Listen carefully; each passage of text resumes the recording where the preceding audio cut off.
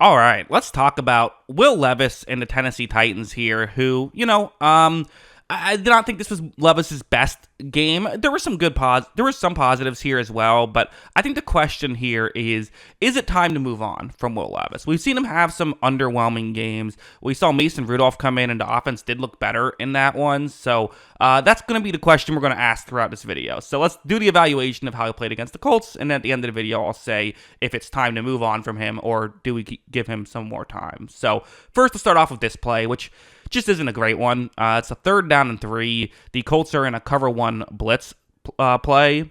And the Titans have multiple receivers running deep shots right here. So, hey, an opportunity to take a chance if you want to. Watch as when Levis takes the snap, you see that, there is some pressure. And I think the pressure did kind of disrupt this throw because, you see these two Titans players down the field.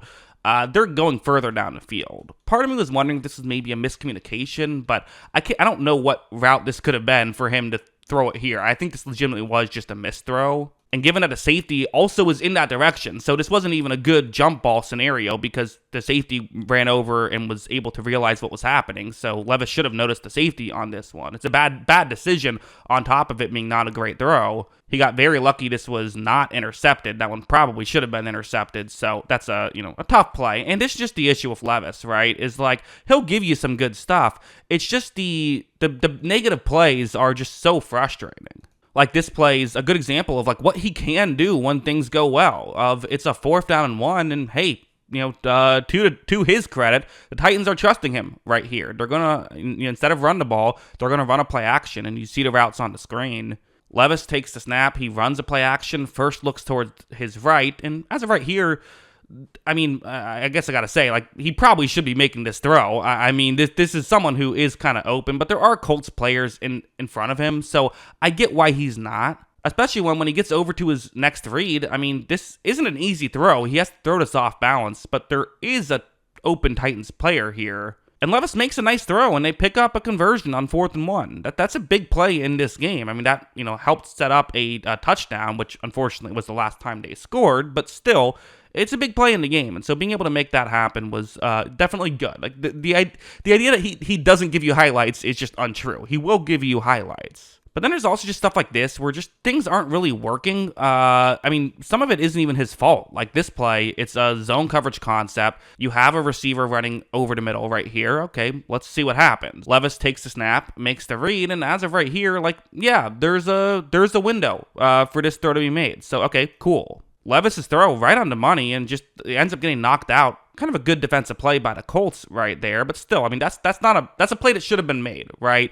This Titans offense needs to be making these plays if they're going to have success. You can't let these kind of windows go to waste, and that's what they did here, and it wasn't Levis's fault, so you can't put all the blame on Levis, but you do just have to wonder, at a certain point, you just need to change of pace with some of this stuff. Because also, some of it was Levis. Like this one, it's going to be a somewhat similar play. This is actually the play right before the one I just showed you.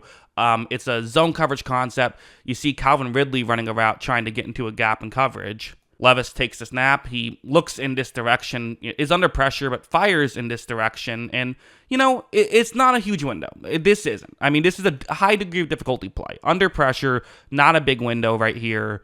But this is an uncompetitive ball. That's just not really giving your receiver a chance right there. So to me, that is on Levis. And again, if you want to put it on the receiver for not running a better route, okay, fine. But at the end of the day, they just need to hit on these. Like, you can't win football games if you're not hitting on these plays. And then this one, which just has to be mentioned.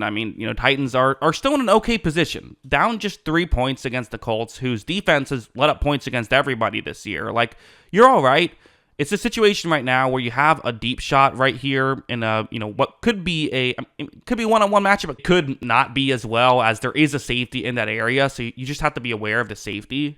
Levis takes the snap, and he's just going to throw one up, which is kind of what he does, right? Again, under pressure, that has to be mentioned. But as of right here, you can see what he likes about this route, right? The receiver does seem to have a step.